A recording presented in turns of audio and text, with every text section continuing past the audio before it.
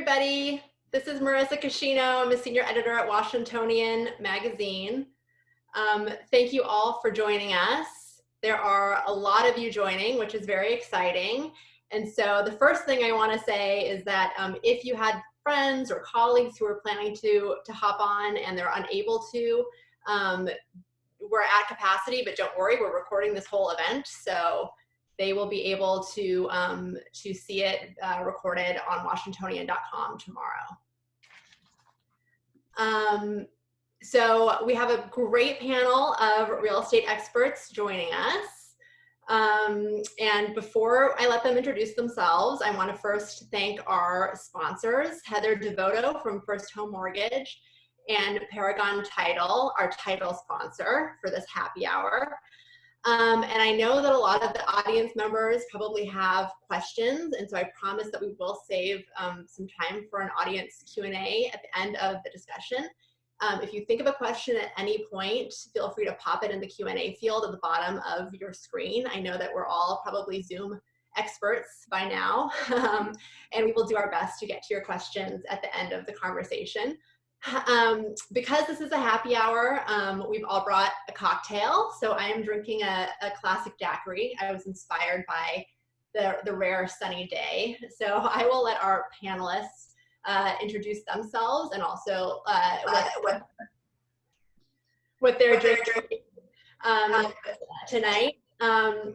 And then they'll get right into talking about the big question on all of our minds, which is what does the COVID crisis mean for the Washington real estate market and what might be coming down the pike. So again, I'm Marissa Cascino, senior editor with Washingtonian, and now I will let our panelists quickly introduce themselves. Daniel, would you like to go ahead and get started? You're kind of first in my little row of boxes. Sure, absolutely. Hi, everyone. First of all, thank you so much for having me on this panel. I feel very grateful to be here. And tonight I'm enjoying a nice glass of Sancerre, which I picked up from the to-go window at my local restaurant, Le Diplomat. I miss it very much, so Le Diplomat is me tonight. All right. Erich, tell us what you're drinking and a little bit about yourself. Hey everyone, I'm Erich Cabe from Compass, and Marissa, thanks for inviting me. This is a great event. We're excited to be a part of it. I am drinking, I'm going to probably be the most boring drinker tonight. I have a sparkling water, Spindrift, lime flavored, because I have 2 children waiting for me to go skateboarding when we wrap up tonight. But thanks for having me. Exciting event. Great. Elizabeth? Hey everybody, my name is Elizabeth Lucchesi and I'm with Long & Foster, and I'm thrilled to be here tonight. And like Erich, I'm a little boring because I'm going bass fishing, but I am having tea. So. Oh boy, you're making me feel like a lush over here. Don't worry, Heather's coming. Heather, please help me out. I know. So my name's Heider Devoto, and I'm with First Home Mortgage, and I've been in the lending industry for over 15 years. I'm super excited to be here. And I live in McLean, and my office is in McLean. We have an awesome little local wine store that delivers to your house. So you don't have to go out and you can have your wine. So I'm having a delicious red wine for my happy hour. And of course, thank you for inviting me. Thank you so much for coming and for sponsoring. And last but not least, Dave. Hi, Marissa. I'm Dave Hawkins. I'm Executive Vice President and Chief Operating Officer for McInerney Associates Realtors. I am also delighted to be here with my fellow panelists and looking forward to tonight's event. Oh, and I have a nice Cabernet right here. Great. You've got a lot of wine fans. Well, at least one of us is drinking. All right, well, let's go ahead and just get started. I mean, the first sort of big question that I have for you guys is, this is springtime. This is when the market is usually at its height. And, all of the recent stats that I've seen show that the market has slowed down considerably because of this pandemic, understandably so. So I'm really curious to know what it feels like, to be a real estate agent in the spring market today versus in a typical spring market. So all of you are free to jump in and answer this, but why don't we do ladies first with Elizabeth? As a traditional spring market, I've always said spring starts on January 2nd of any year, because you've got everybody sitting around at Thanksgiving and Christmas saying they have to get something bigger or they have to get something smaller. So there was a lot of pent-up demand. This year was no exception. January and February really were my best months as a real estate professional. And then, of course, March presented a stop. But spring is typically defined with people wanting to move before schools start back up, get settled, get their path to church and the grocery store and community events and things like that, just to get ingrained in the community. That's obviously not the case anymore with nobody being really in school. I assert with the people quarantining, you either love your quarantine space or you're doing the same thing you did at Thanksgiving and Christmas and need to make a change. So we will probably be doing 12 months of real estate in 7 or 9 months of time. Spring will hit in July. Well, if I may, Elizabeth, I'll follow in with a couple of statistics, and I won't bore everybody to death, but you knew I was going to do this.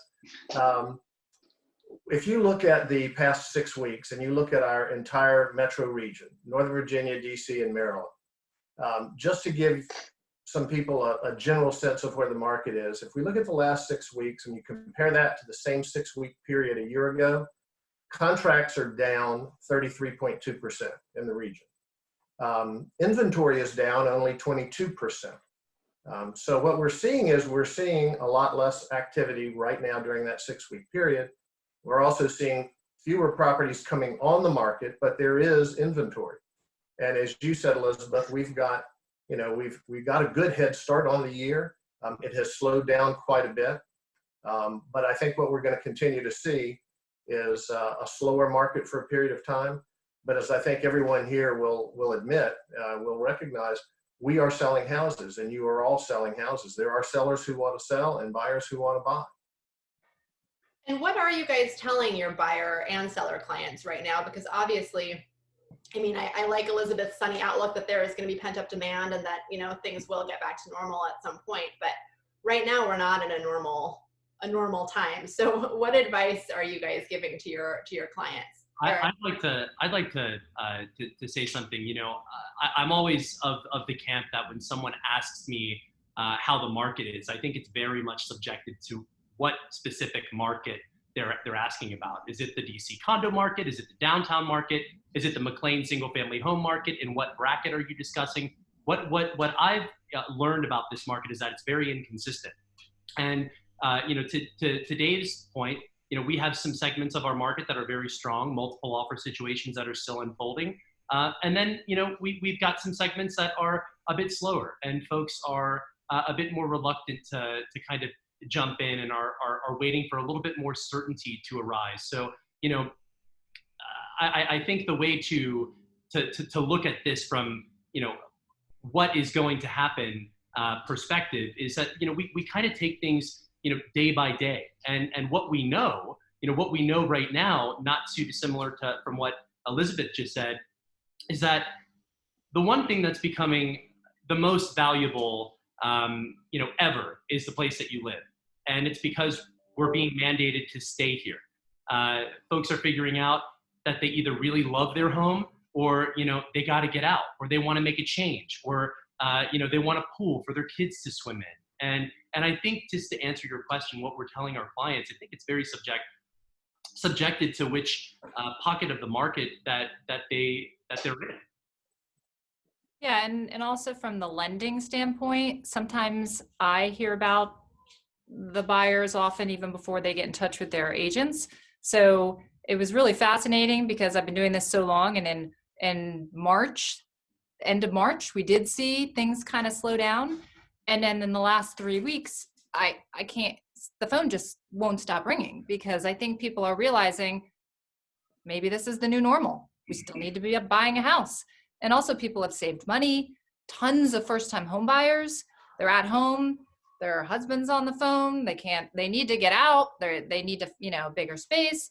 So I think people are kind of thinking this is maybe the new normal, and we still want to buy a house. So it's really interesting what's happened in the last couple of weeks. It's very busy. Since you are on the lending side, Heather, I'm curious, what role you think that the mortgage rates are playing right now, because that's the other big story, is that rates are so low. Is that enough to get people off of the bench? Yeah, so from the lending standpoint, it's been crazy what's happened over the last really 6 weeks. So, on the lending side, we've seen a lot of changes. Rates are unbelievably low. I don't really know if that's, though, a reason why people are thinking they should buy. I think that rates have been low for a really long time. And again, we're sort of in a really unusual area where other areas of the countries have suffered when the market has crashed, so to speak. People are always buying here. So we always seem to be doing purchase business, even when rates go up a little bit. But I mean, we are thinking rates are going to continue to go down. We're not thinking they're going to go up. And so I think that's just going to help people. And how many of those phone calls that you're getting flooded with are people wanting to refinance their existing homes? So the beginning of March, when our stock market really started being affected over here, every day we saw rates getting a little bit better because basically investors were pulling money out of the stock market, investing in bonds, right? So interest rates really are affected by primarily what the bond market's doing. So we saw rates getting better and better. The Fed had 2 emergency meetings within 13 days, which has never happened in our country's history ever, and reduced the federal funds rate. That is when everybody thought, rates are 0%, we need to refi right now. So then the banks got totally flooded. At the same time, right, buyers were calling and saying, I might lose my job, I may not be able to make my mortgage payment. So there was a lot of craziness that went on about that time. And I feel like that's when people were doing the most refinancing, and lenders were not sure what to do and reaching capacity. And there was a lot of, I keep calling craziness, but unprecedented ups and downs in rates. And I feel like for the most part, most people have already refinanced. There still are going to be some people that are refinancing, but really most of my calls in the last 3 weeks have been purchasing. I want to buy a house and I need to get pre-approved. Erich, I want to jump to you because you didn't have a chance to answer the first question, which is how is your spring market going? And I'm curious, kind of the advice that you're giving to your clients right now. I like what everybody has said. I think that if you talk to different agents or different people in the market, like Daniel talked about, there are different segments of the market. We have been incredibly busy from March 15th, when I really think that sort of the COVID hit us hard and we started having lockdowns and it became a reality in our life. And I really thought, we would have at least a month where things would completely freeze. And we were just surprised. I think if you ask most people, they would agree, most people that work in the profession. And suddenly, I had a few sellers that sort of had to put properties on the market because they had already moved and, they were still carrying mortgages, carrying debt on the property. And they said, well, what the heck, let's put it on and see what happens. I think 3 of those that we put on, 2 had multiple offers and sold for above the list price. So I think this is the important thing to remember right now, is that while listings are down and contracts are down, the percentage of pending properties or properties that are under contract is terrific. In fact, we did some really quick data last night, and I pulled, to make it easy, just Washington, D.C., since it's a Washingtonian discussion, right? And absorption rates, which we think are the most important rate when you're looking at how the market is working, in D.C. proper are, depending on how you calculate it, between 1.4 and 1.6, which really tells the story. And, when we're talking absorption rates, anything under 5 is a strong seller's market, and we're at 1.4 to 1.6. So, but like Daniel talked about, other people touched on, it depends on the segment of the market. If you have a high-end condo, that market is different than a fee simple home under 1.2 million. So we've been pretty busy. So, but I think if you ask other agents, it'll depend on which clients they had in their pipeline coming into this, right? And when it comes to the advice that I give my clients through all of this, it's hard to say. If you have a house that you're going to sell, if you wait for 2 to 3 months, the inventory, there might be a rush of inventory at that time. And your house, which will probably sell now or get good activity now, may have a lot more competition then, although there'll be more buyers in the market. If you're a buyer and you work in certain segments right now, you have to be really aggressive to get a property. We're seeing multiple bid situations. We're seeing people waiving contingencies. I've seen a couple houses go over 10% above list price in multiple situations. So it depends on the segment of the market. And so since this has been brought up a couple of times now, what are those properties that are still so competitive? I mean, what's the category that is getting that kind of activity versus what are the properties or maybe the price points that you're seeing slow down a bit during this time? Well, I think that it feels to me like the higher end, like above 2.5 has been softer, but still, if it's a good property and presented well, it goes. I think that some of the things, when you're in a strong seller's market, you can get away with a few things as a seller. Maybe you slightly overprice, or maybe you don't spend the money to stage and prep. In this market, it's really important to be priced well and to present well. And to be vacant is a real plus, right? To have people that are nervous about going into houses where people live, to be one of those vacant properties helps. I see that fee simple ownership inside the Beltway, that's non-condo, non-co-op for non-real estate professionals, right? Under 1.5 is pretty hot right now when things are priced well and presented well. I say that the high-end condo market is solid, but it feels like it had slowed a little bit, but it had, I think, even before this hit us. So it's hard, and low-end properties for first-time home buyers are really hot too. Daniel, is that your experience also? Yeah, I think that, to Erich's point, that below $1.5 million delta is a very active delta. I'm sure Dave can probably second that on his data. I was surprised, however, to hear that he felt that we had a bit more inventory, because I in the data that I've been looking at, it looks like we're in a severe seller's market. To Erich's point, we don't really have any inventory, and I think there's a big misconception happening right now relative to my business and what I'm seeing. And please chime in as you may, but there's this notion that there's this COVID discount, and while real estate is a very much so human-driven process. There's always going to be divorce. There's always going to be death. There's always going to be job promotion, job loss, job transfers. We are in Washington, D.C., and people are very confident in this market. And if we look back at past instances of catastrophe, you will see that Washington has remained a solid market through a lot of economic turmoil, through 9/11, and even more recently in 2008, when by definition we were not only in a recession but also a housing crisis. And so our market, the worst of it is that it flatlined. I don't know that a lot of other major metropolitan markets in the United States can say the same. And some of those sellers that are getting lowballed right now are standing firm, and they're saying, listen, I'm going to wait, to Elizabeth's credit, for the spring market to come a little bit later this year, which a lot of economists have said. So I don't know. I think that there are a lot of folks that are on the sidelines right now that are waiting for a little bit more certainty. And as our government hopefully safely starts to lift some of the restrictions for folks, we're going to see a little bit more certainty in our market, and I think that's going to drive sales. But I had 14 deals under contract before the start of COVID, March 15th, and all of them closed except for one. So we are definitely. And to your point, Daniel, we are one of the three certain things human beings need: food, clothing, and shelter. We offer shelter. We offer certainty. Nobody has certainty right now, and they're craving it. So, what are you telling buyers? You shouldn't be telling buyers anything. You should be asking buyers, what's their why?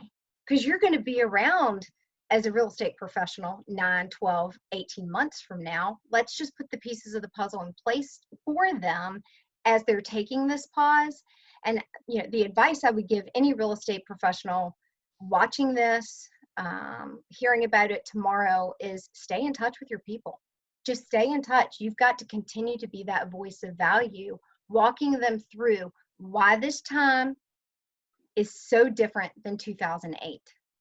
And you have to be the voice of value to articulate why you're the right person to help walk them through this, so they know that empirically nobody was doing these huge cash outs in 2019 like they were in 2008 using their house as an ATM machine.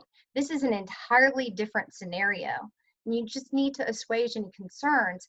And I'll tell you, one of the benefits that's come out of this is I've gotten to have really fabulous conversations with other real estate agents because they want to see my listings where sellers have taken pauses, or they want to see my listings and I'm calling them to understand who their buyer is. So not only do I know who my seller is, but I know who's buying the house in a much more intimate way to make sure the pieces of the puzzles fit before the agent goes to say maybe FaceTime or Zoom with their client and then bring their client in. Hopefully we'll make that cut. You know, how does this differ from what happened in 2008? I mean, to me, like, one thing that I think could be alarming for the local economy is the kind of disproportionate toll that this particular crisis has taken on the hospitality industry and tourism and restaurants. And obviously, you guys all know that that's a huge part of what Washington does. Is that something that you guys are weighing right now, or that you're discussing amongst yourselves? I mean, how do you sort of articulate that to your clients and to your colleagues? Yeah. Well, certainly we're dealing with, Go ahead, Dave. Go ahead. Okay. Well, certainly, and I agree with everything that's been said, we're certainly dealing in the seller's market because sellers are getting on average 99% of their asking price throughout the region. So we also have to remember that there are a lot of these businesses that are struggling right now. Now, fortunately, we have a business that allows us to work virtually very easily, frankly, because other than doing physical open houses, which most companies are not doing, some are, when they feel they can handle proper social distancing. But we've all ramped up our ability to do virtual open houses, virtual tours. We've all ramped up our tech, our ability to do Zoom meetings with our clients. And so that allows us to reach out, as Elizabeth said, to the entire populace of buyers and sellers that we have. But we do have a group of small businesses. I happen to know that, you know, in the area where my office is in Old Town Alexandria, we have a lot of small businesses, and many of them are hurting, and some have already closed doors permanently. And that's going to impact a lot of people's ability to get into the real estate market. But in terms of what we tell our clients, right now we're experiencing what I'm hearing from Daniel and Erich and Elizabeth. We're selling houses, and sellers that want to sell are in a good position, and buyers have great interest rates. So it's a very different situation today than we've ever had in the past. Every other downturn or challenge that we've had has been economically driven by some economic impact, and this is not. And so I think that leaves a lot of people wondering when and how we're going to pull ourselves out of it. But I'm certain we will at some point. Yeah, I would add the only thing that we have in common with 2008 is that we've had a pause in rapidly escalating real estate values in the DC metro area, right? And literally in 2008, I mean, this was really driven by the housing market and a banking system that was completely broken. You know, people were being overextended, both in home equity lines and being offered mortgages that weren't sustainable. And there was a crash really in people not able to pay their debt obligations on their homes. This really is a black swan event in the truest, you know, definition of what a black swan event is. And who knows what the recovery will look like, but what people have talked about, I have seen in the last week to 2 weeks, a lot of buyers entering the market that were on the sidelines, and the inventory isn't there. I think it's a great time, like everyone has said, to be a seller. I mean, we are suddenly busy. And what's it going to look like in 3 months? We don't know, right? So the news is constantly unfolding. You know, the hope that the news about COVID isn't necessarily getting better, but I think there's a tolerance, or that dealing with COVID or living with COVID has become the norm for us. You know, showing homes while wearing a mask and gloves, which felt very awkward at first, is the norm, right? Having virtual open houses and, you know, taking video tours privately for clients who don't want us to look at a home has become sort of the new working environment for us. But it feels like it's really more active this past 10 days than it has been between March 15th and 10 days ago. Huh. I would also. Oh, go ahead, Daniel. What was that? I would also add that a main point and difference between this current moment in time and 2008 is that this is a government-imposed lockdown, and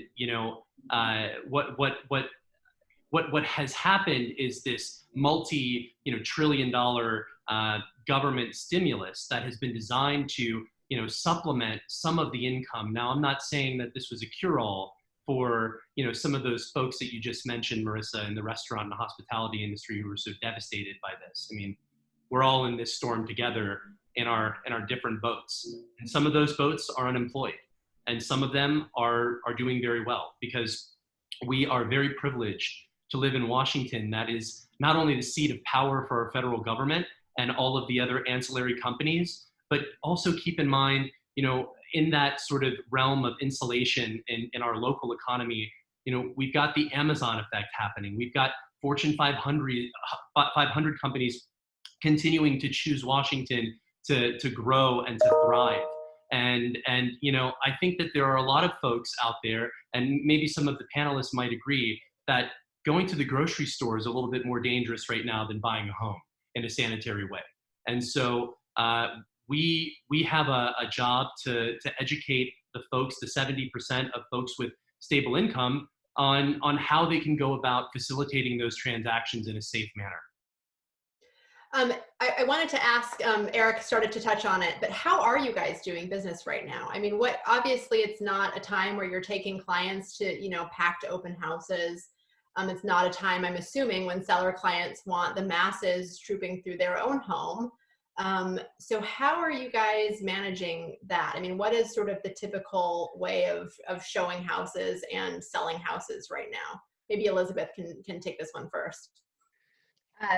What we've been well, my vacant ones are fairly uncomplicated. We have our COVID procedures that when there is a request to tour the house, I specifically will call the realtor to make sure that they're equipped with sanitary wipes and hand sanitizer and gloves and masks. But relating to occupied homes, we have staggered tours. If they're the cutest kitty in the litter, we have staggered tours because we know it's going to be really busy there, to allow for us to go in and clean up a little bit afterwards. All the doors are open, all the cabinets are slightly propped open, lights are on, the homes are equipped with wipes and masks and gloves, and we respectfully request people adhere to those guidelines.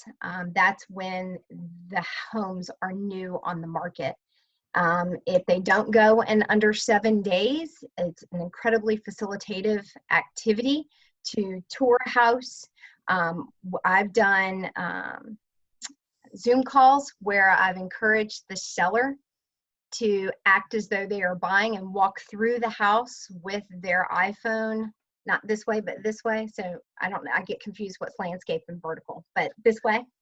And I mute those people. The buyer's agent and the buyer are able to talk, and it requires a lot of TLC with the realtor on the other side, but it's making us better at what we do. It's making us better at our trade, and who better to talk about the house than the listing agent who took the listing, who knows how old the roof is, who knows when the renovations were done. So there are silver linings all over the place here.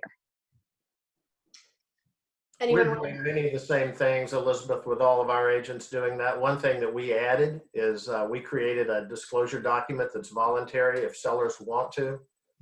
They would ask buyers to sign a simple statement that they have not traveled outside the country to a highly infected area, that they have not been in contact, that they've not had a fever. It's not required, but some of our sellers who were very uncomfortable having people in their house felt more comfortable if we at least asked buyers to voluntarily disclose that information. Who are the sellers? That's an interesting point, that you have sellers that are a little bit uncomfortable, listing right now. Generally, who are the sellers that are putting their houses on the market right now? I mean, are they people in particular situations that are time constrained and have to pull the trigger now, Dave?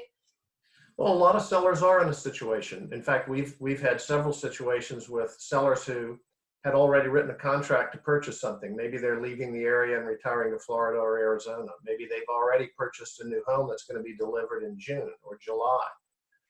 In some instances, people are moving because their kids are moving from one school to another. So there are a lot of reasons why some sellers feel the need to move right now. Candidly, and I kind of hate to say this, but candidly, there's some people that really take this COVID-19 thing seriously, and some just aren't as concerned. And some say, you know what, I'm going to take my chances on the house selling rather, or on possibly being infected when I have to get my house sold. I have to move on. You know, I think everybody else has probably had a number of clients in similar situations. And so that's why we have the protocols that Elizabeth talked about and that Erich touched on before. We just try to make everything as safe as possible for those people who need to move on. And Heather, what about on the lending side? I mean, has the social distancing affected the way that you do business, or are you able to sort of move along as normal? It's kind of the opposite, because people were too busy before to see me. Like, I used to always want to meet with people to explain what they're doing, have them take some time, and they're too busy. They'll just do it on the internet. They'll just do it on the phone. And now I'm getting, can we do a Zoom meeting? I'm like, really? Great. But so that's brand new, that I'm shocked people want to do that now. Before they didn't care. So it's sort of opposite of what's happening on the real estate side. So it's fun. It's fun. Huh, that's an interesting silver lining. Yeah.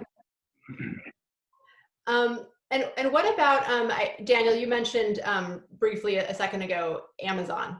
So I think, you know, sort of before coronavirus, I think that was, you know, sort of the huge real estate story in our area, is what HQ2 was going to do to the market here. Is that still, you know, do you guys see this as sort of a moment that is tempering some of the Amazon hype, or do you think that still is going to continue kind of full force? And are the markets around National Landing particularly well insulated right now? I think this is a momentary pause. And look, I'm sure everybody who's watching this right now and everybody on this panel probably has something in the queue in delivery from Amazon right now. So no one is worried about the health of that extremely important enterprise to all of us right now. And you know, again, I just there's no way to predict the future, but looking at our recent past, again, I mean, this has been an economy that's held very strong, and I think that, you know, adding a huge component of private sector you know, growth to our immediate markets, such as Roslyn and National Landing, what will be National Landing, is only going to bolster all of the strength that each one of the panelists today have noted.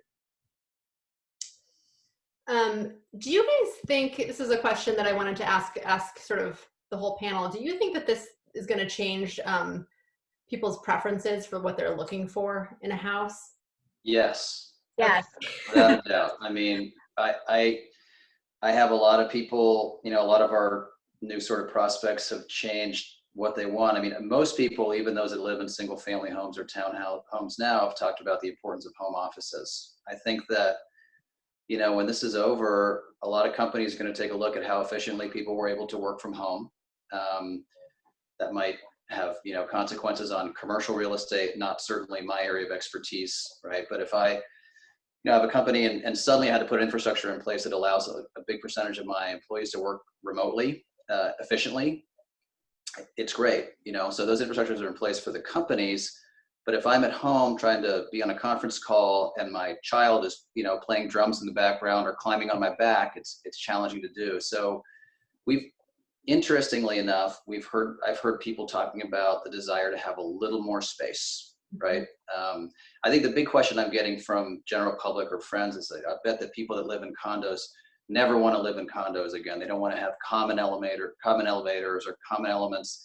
You know, I think that the people that like living urban and living downtown, I'm sure there are some people that feel that way, but you know, a lot of the people that like that style of living or like location-driven amenities more, I think that'll be back to norm. I think buildings might take different precautions, but you know, I think we're just seeing overall we saw huge enthusiasm in our workplace, like Daniel, in sort of our marketplace, like Daniel talked about before this started.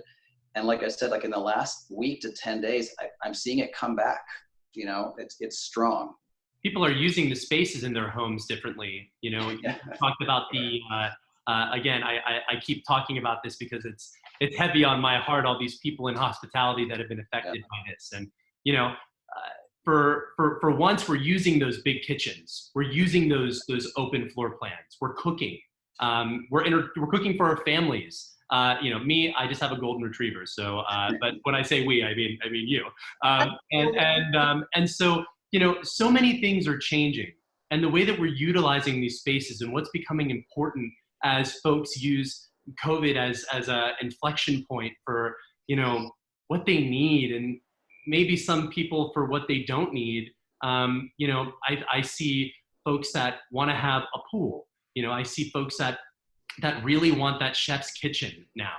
And maybe, you know, maybe it's time, if you've got that beautiful home with the perfect gym, and you've got the chef's kitchen, and you've got the big grassy lawn and the privacy, and you're a seller and you're on the sidelines thinking about, you know, is it time to jump in or not? I think this could be a really good time for you, because there's a lot of people out there that are looking for what you have, because a lot of those values, again, have sort of been recentered.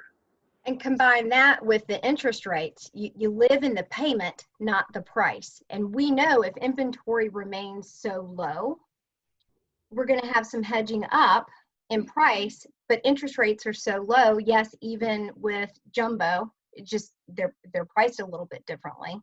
I'm seeing a lot of my buyers take a look at main level bedrooms because they want to, again, become more, even a lot of them have reinvigorated their enthusiasm of being multi-generational houses, having their children, their parents be a part of their lives.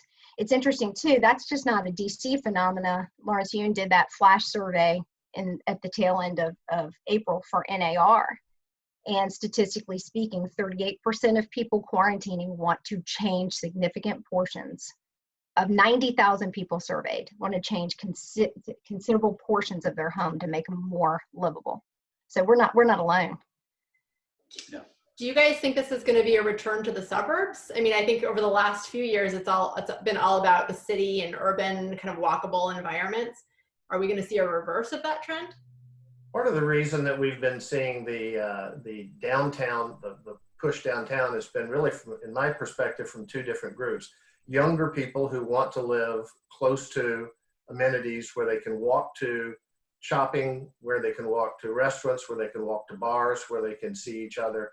And it's easier to do when you're young, quite honestly, and you don't have 3 kids and 2 dogs. And we're also seeing, though, we've been seeing a lot of people who are getting a little older, trading out of that big single family house that's a lot of trouble and wanting the same amenities that the 25-year-olds want.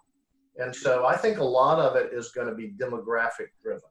In fact, real estate has always been driven by demographics. And so I think what we'll see is over time, you're always going to see a shift as young people create families and then are looking for more space, and they move from Georgetown or 14th Street, you know, to a more of a single family environment. So I think you'll see that, but I think it's going to be demographic driven more so than COVID-19, in my opinion.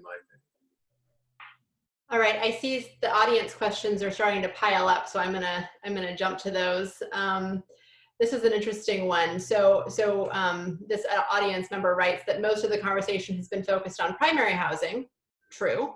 How has COVID changed the investment purchases that were typically bought to rent out? Are those still happening? Is financing still available? So yeah, the second house, like kind of the investment market. So financing, yes, is still available. That really hasn't changed. I mean, and back to Elizabeth's point on jumbo, rates are still amazing. All the products are pretty much there. So I don't think that's going to change it at all. So Elizabeth. I've helped 2 investors secure 5 houses since March the 15th to improve them, make them bigger. I've run analysis to show them what their cap rates can be. They have primary and secondary investors. The money's out there. And with 30% of our country unemployed, I think that's what the statistics reflect today, there's going to be this huge need for rental properties that are affordable, that are close to what Dave Hawkins says, and that is being able to get them to work, to where the restaurant centers are, where the walkability is. So I think it's a great time to be an investor. Are you? I'm actually curious. Are you seeing interest from your clients in like country homes, like having a second house right now? I mean, that's like my dream. Not that I don't love my DC row house, but if I could escape to the country right now, I probably would. Yes, absolutely. In fact, I know that clients of mine that have beach homes or country homes have been guiltily quarantining themselves there, right? And having a great time. And a few of my clients are renting homes in the country or at the beach or the Outer Banks right now, and talking to me directly about how that is on their minds. Absolutely, right? So might be bad for us here. Maybe they were gonna, buy a much larger, more expensive home in the city, but instead of that, they might buy one out of town. Well, you can have almost that country feel depending upon your price point and of course your needs and your requirements in some of the closer in suburbs like Bethesda and Great Falls, and there's been such great value out in those sort of pockets of our market for such a long time, and I think a lot of the in-town buyers that are kind of stepping up and have a need for a little bit more space in their life are starting to realize that value. Okay, I've got a non-COVID question, which that's kind of refreshing. This person would like to know about painting their home a neutral color, like a gray. So they want to list their house. It's 25 years old, but it's in a good school district. It's got a new roof, but it's colorful. There's yellows, blues, purples. Should they repaint? Absolutely. Everybody would tell you yes. Yes. Yes.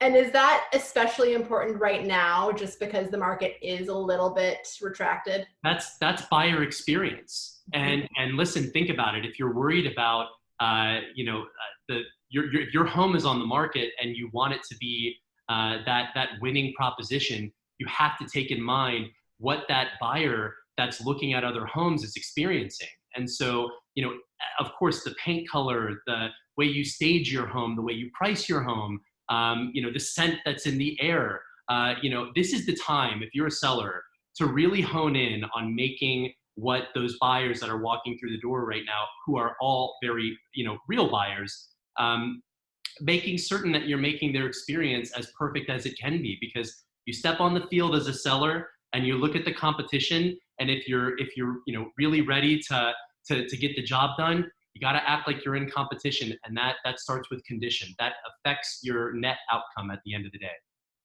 On your side of things, Daniel, are you having to be even more meticulous or more creative with the way that you're listing properties, or like making them stand apart and marketing them?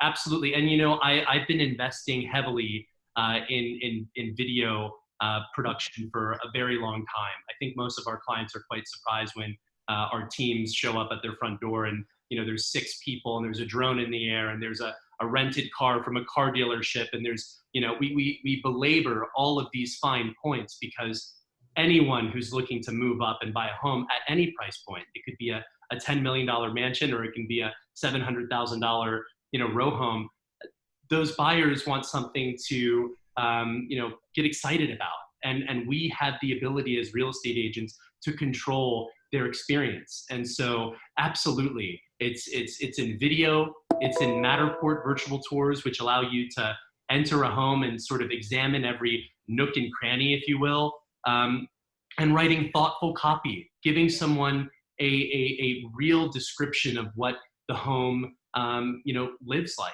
And then taking the opportunity, because we're not necessarily walking, a lot of folks are reluctant to have extra people at a showing, but taking the opportunity to really smartly and articulately educate the agent who's ushering their client through the home on every amenity and everything that it offers. So absolutely, this is the time to get really honed in on how you're presenting property?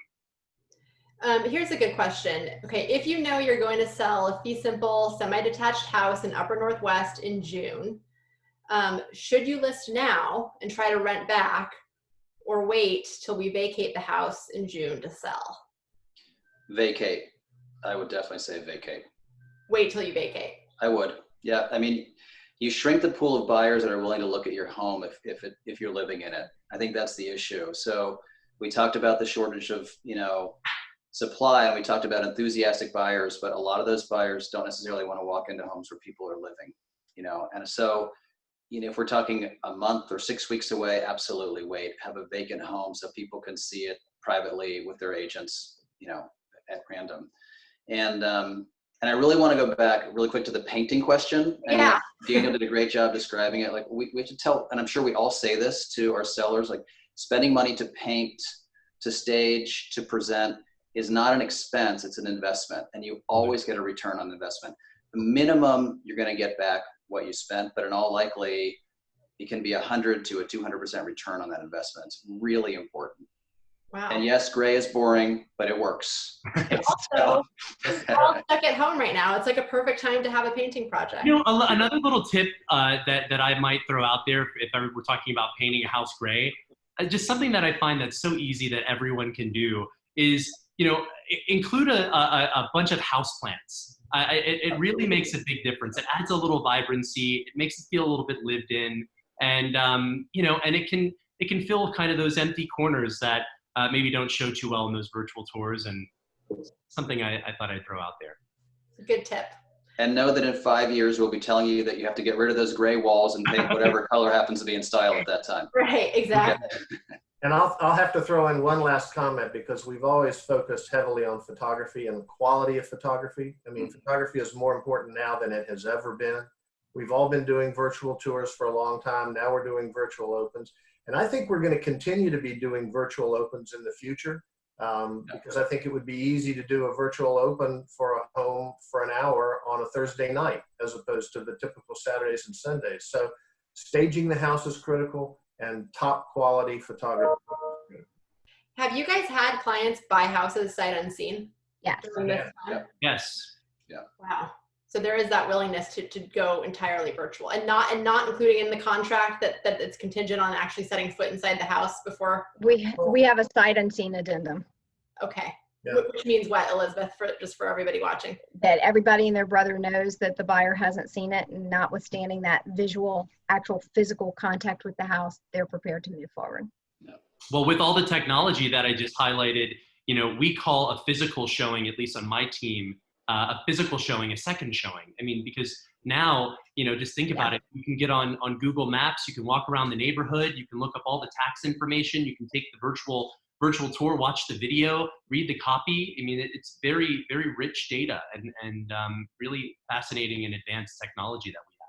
Well, and one thing I'd have to throw in right now too is we've had several agents, a number of agents who've done virtual open houses, and they're live, and then we have them on social media. We have them recorded so they can be posted in Bright. I can think of at least 3 or 4 instances where our agents had over 1,000 views. So, I mean, when you talk about getting some exposure, that's introducing that property to a lot of people that would never have appeared at a traditional open house on a Saturday and Sunday. Right. It might be that very first connection that then results in the physical showing that results in the sale. So it's become part of our business that it wasn't as important in the past, but I guarantee it's going to be that important going forward. Excuse me. This is another great audience question. It has to do with days on market. So if the house, in the example they're thinking of, is over 1.5 million, is on the market for a fairly long time, starting with the coronavirus, does that affect the sales price like it used to? So I think what they're asking is, when a house sits on the market, it tends to feel like it's stale, or people might think something's wrong with it. Do you think that perception is different because there's an understanding that coronavirus is causing things to maybe sit longer? It's so specific to the particular, pocket of the market and the style of the home and the closed actualized data. Looking at something, I mean, I think a general rule of thumb is that, and what we always tell our sellers to be cognizant of is that, when we identify that average day on market, if we're north of that, typically, there's a direct correlation between the days on market and then the net proceeds, right? Then the list versus sold value. So the answer is yes. I think in the upper end of the market, north of $3 million, 4 or 5, a lot of those folks are just waiting for a little bit more certainty. So maybe in that realm, not so much. But I think if you are, even if amidst COVID, if you're priced well and the condition of your home is on par with what the market expects, then you should get it sold. Yeah. I think we've got time for one more audience question. So this one is, are settlements being performed online? And I would add to that, are home inspections being performed like in a socially distant, safe way? I mean, all of the back end that comes after you've put a contract on a house, like how are you sort of wrapping up and finalizing sales right now in this environment?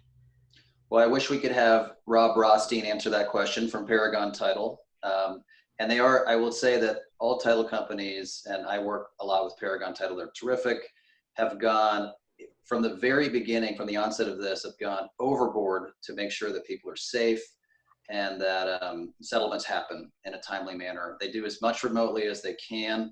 Loan documents still need a physical notarization most of the time, so they've made people be able to go to sit in their parking lot and picnic tables if they want to.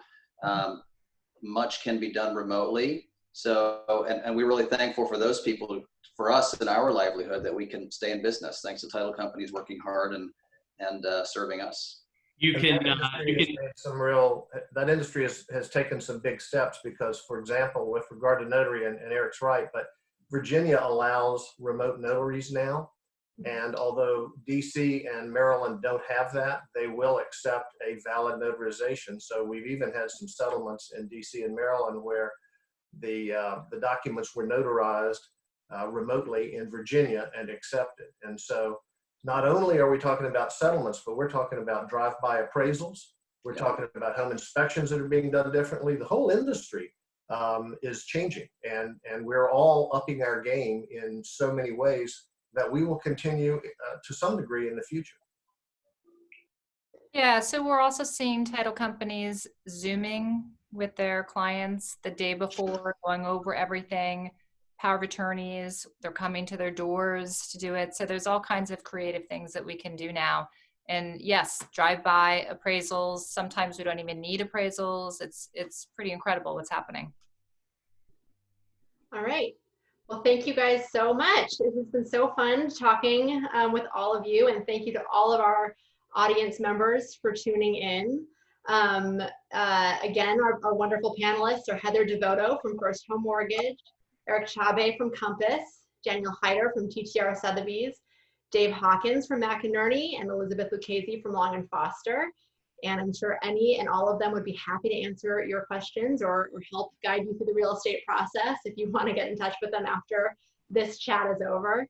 And I have to say thank you so much again to our title sponsor, Paragon Title, and our participating sponsor, First Home Mortgage. And one more reminder that if you missed any portion of this event, or you know somebody who missed out because we were at capacity, we will post a video of the entire thing tomorrow on Washingtonian.com. And please be sure to follow Washingtonian on social, on Instagram, Facebook, and Twitter. We're going to be hosting more of these virtual events, and you'll be able to find out about them on all of our social channels. So thank you, everybody. Thank you. Thank you so much. Cheers, everyone. Thank you. And colleagues, thank you all. Cheers. Thank you. Cheers. Cheers. Thanks so much.